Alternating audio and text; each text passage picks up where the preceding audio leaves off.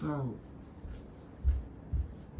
then I'm stepping up as a Bodhisattva, because with the whole, so when I had connected with the whole Steiner movement, with the Steiner people, with the anthroposophists, I went on Facebook and I joined their group, and they've got like a group for like beginners and a group for like, look, we are anthroposophists, and like, if you want to join, tell me which books you read, tell me why you want to join, and da da da da da da.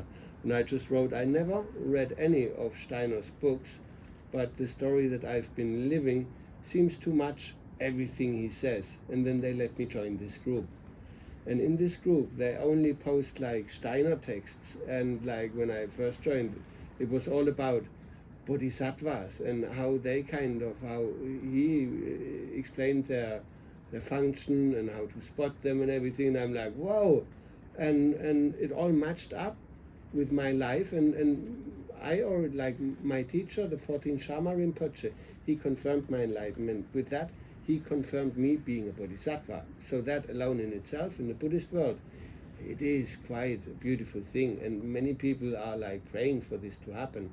And essentially, there's like 10 different bhumis. They are the stages of enlightenment.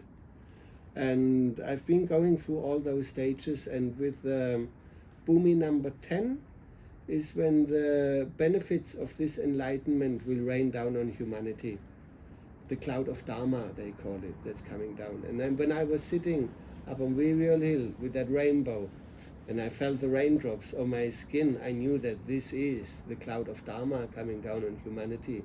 So all of this is unstoppable. It has already happened. And it's just like, with us being here and anchoring this truth in our hearts right now, at this moment here, is so massive, like so beautiful. And it's all alchemy, it's pure alchemy. Now I'm going to show one more video where I, with the flames, the alchemies of the flames of Christ. This was when, so I had just dropped somebody off at the airport. I was in Glastonbury early in the morning, and I took like time lapses. One time lapse of the tower of the Glastonbury Tor with the clouds passing by, and then I did another time lapse at St. John's Church with the tower, did another time lapse at Benedict's Church, and then went back to St. John's and did a time lapse with the Holy Thorn and the church in the background with the sun passing by.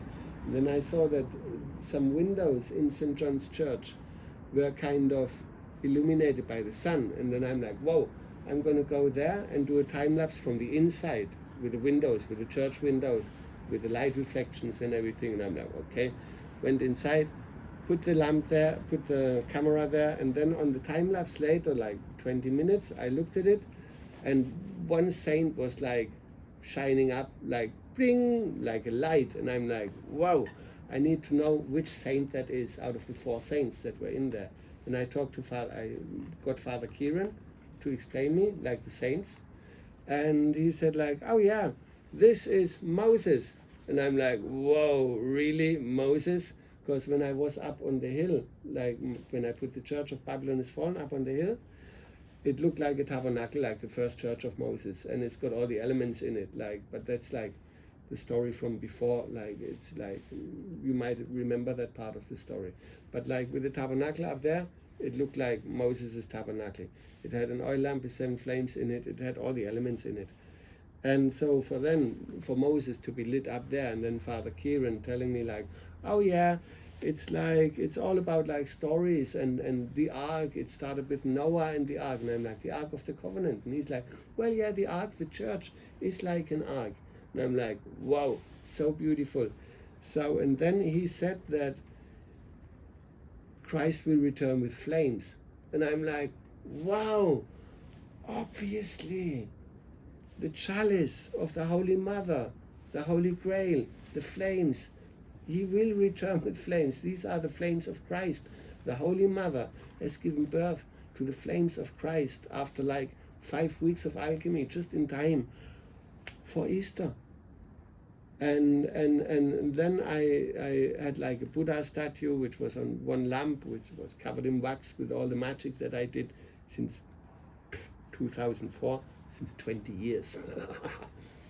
and I put that in the middle of the lamp, and I put the wicks so that it would only be one flame, like the flames of transformation of Buddha. Buddha was just another Christ.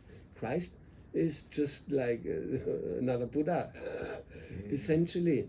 And so this was the moment when I'm like, wow, these are the flames of Christ. And just have a look at that. This is so beautiful. It's only one. Oh no, it's longer. I stop at a certain point.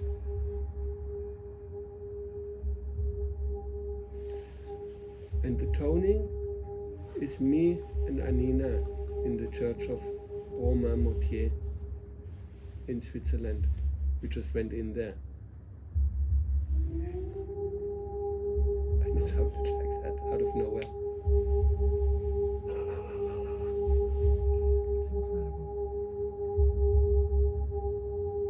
And even the shape of it, I mean, it's like the Divine Feminine giving birth to the flames of Christ.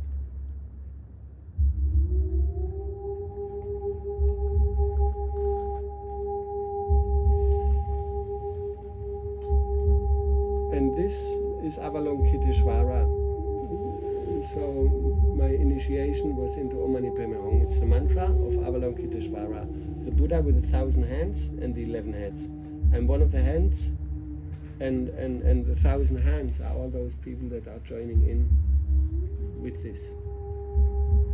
It just had to be finished. That's connected to Om Mani Padme Hum. Yeah, that's my root mantra.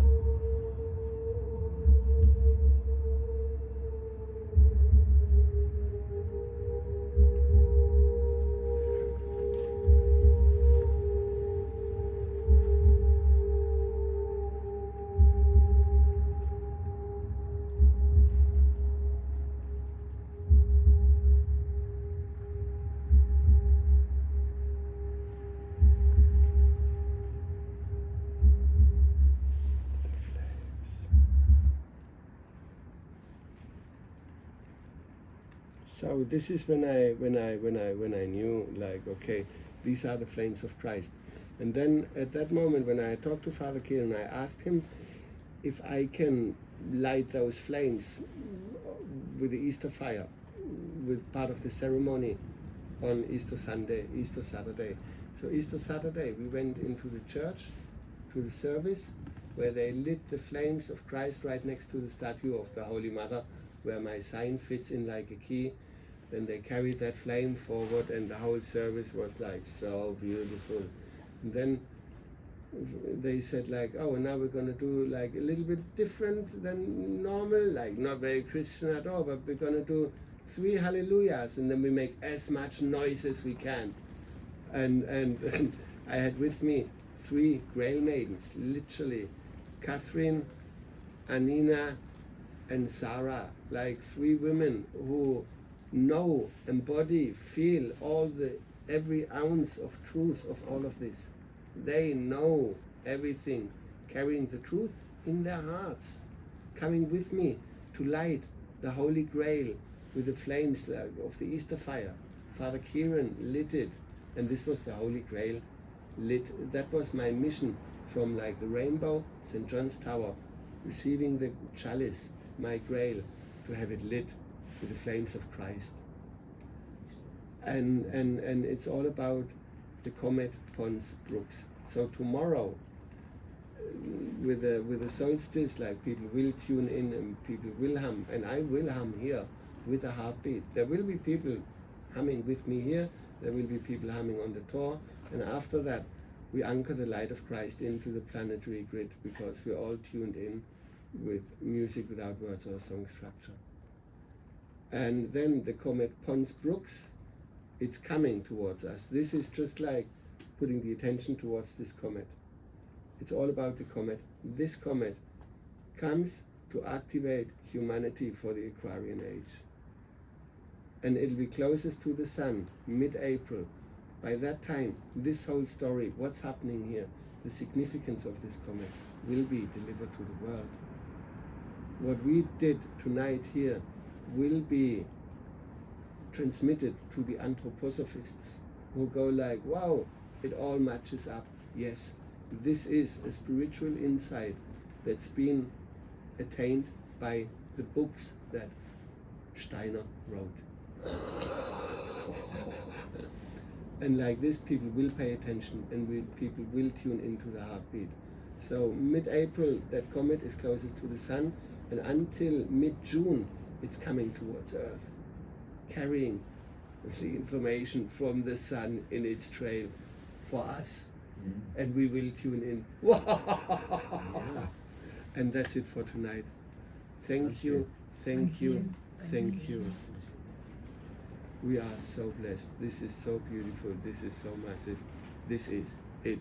This is the coming of Christ consciousness on a global scale. Hallelujah, we're all going to get downloads and things going on. Phoenix rise. Yep. Huh? Yeah, or leave it.